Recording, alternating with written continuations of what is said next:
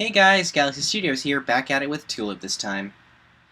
Tulip, despite being slapped with the worst gym challenge in the game, has a solid character in my opinion. As well, I don't have any problems with the team in the actual games apart from them only having 3 moves each. There is a Reflect Setter on the team who is immune to ghost moves, her Espathra has solid coverage, and she has good contingencies for running into dark types. With that said, her Pokemon only have 3 moves each. At the 7th gym. We need to fix this. It's time to rebuild Tulip's team 10 times. I'm adding a certain gimmick to her team that'll make it a nightmare to face for players, but that won't show up until her 5th team. That makes Tulip's team as the first gym leader the player's best. I obviously had to go with Flittle, Ralts, and Terra Psychic Flabebe for Tulip's first team. Girafarig's far too strong for that point in the game, and I won't be giving her Girafarig anyway, so yeah.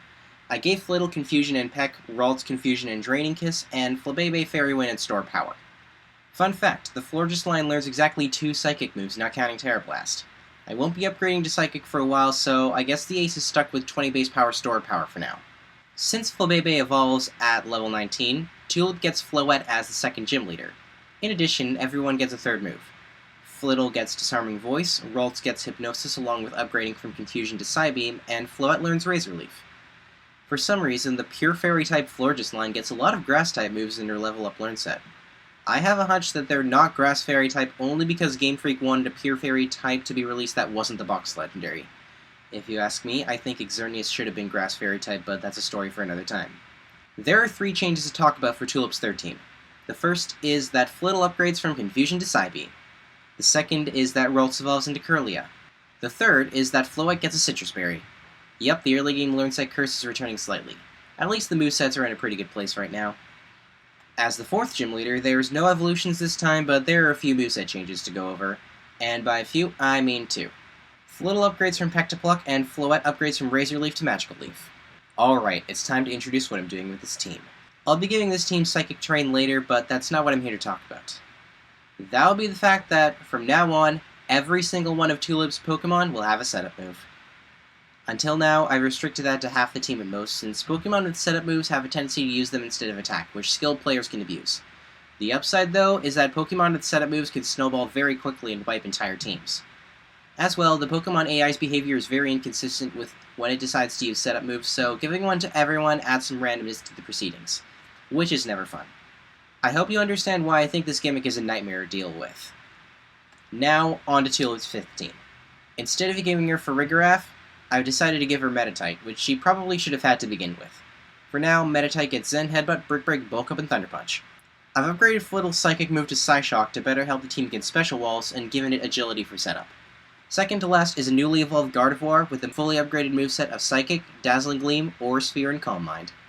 Last is Florges, who's also learned Psychic along with the upgraded Moonblast and Calm Mind. I have a feeling players will have a bad time facing this gym unprepared. By the level cap for Tulip's 6th gym team, everyone's evolved. Medicham forgets Brick Break for the strictly better Drain Punch. Espathra replaces Psyshock with the signature Lumina Crash, drops Pluck for the special Shadow Ball, and learns Calm Mind in place of Agility. Gardevoir forgets Aura Sphere to learn Mystical Fire, which is probably better coverage for the simple reason that Golden Go exists. Finally, Florges is unchanged. For Tulip's 7th team, there are a few changes to go over. Medicham replaces Thunder Punch with Ice Punch, Espathra upgrades from Disarming Voice to Shadow Ball, and Florges reaches its final form by learning Energy Ball in place of Magical Leaf. Almost there. For Tulip's 8th gym team, the new addition was pretty obvious. In addition to this new member, Medicham upgrades from Drain Punch to Close Combat, and Gardevoir finally gets to the level where she can learn Moonblast. And then there's the new addition to the team, to absolutely no one's surprise, Gallade. This was a perfect choice for Tulip's 5th slot that both me and Game Freak agree on. Now, Game Freak did give Tulip's Gallade the wrong ability, but I'm fixing that. Not only does Gallade perfectly complement Gardevoir, but giving Tulip a Gallade would provide a perfect opportunity to show off a new ability introduced this generation, Sharpness. Gallade has a lot of slicing moves, and of those, I chose the unresisted combination of Psycho Cut, Sacred Sword, and Night Slash, along with mandatory setup move Swords Dance. I feel this team would be pretty threatening, especially since I put a lot of effort into making sure it can't be cheesed by a special wall, but this isn't quite the finale yet. For the rematch, I'm giving Tulip a full team of 6 as always. It's time to unveil the last piece of this puzzle to solidify this wonderful nightmare. Enjoy. It shouldn't come as any surprise that I'm giving Tulip a Psychic Surge female in DD. It's the only Psychic Surge user available. With that said, I ended up giving Indeedee Psyshock to handle special balls, Dazzling Gleam, Calm Mind for setup, and Shadow Ball for coverage. At this point, there's no excuse to not give Medicham High Jump Kick. I'm making Espathra the second terrain setter of the team, replacing Shadow Ball with Psychic Terrain. I'd rather be walled by Steel than by Dark, a type Espathra is actually weak to. The rest of the team is unchanged, but it's still a Sharpness Swords Dance Gallade with perfect coverage, a Calm Mind Gardevoir with nearly perfect coverage, and a Calm Mind Florges with not perfect coverage. It's a pretty good team in my opinion, but we can do better. The final team I'll be showcasing has a couple of moveset changes, along with properties I'm about to dramatically explain. It's time to give the Bewitching Beautician max EVs, optimal natures, and competitive items. It's time for the finale. Looking at the team, it's very likely that Espathra is baited out second last, so I decided to give Indeedee a Terrain Extender to get as many Psychic Terrain turns as possible. I also gave her max EVs in HP and Special Attack. For Medicham, I went fully offensive with the EVs and chose Psychic Seed as the item. I considered giving the Psychic Seed to Florges, but Florges doesn't need any help on the special side, especially with Calm Mind. For Espathra, I went with a cheeky strategy. I changed its ability to Speed Boost, dropped its signature move for Store Power, and gave it the Starf Berry to power up Store Power even more.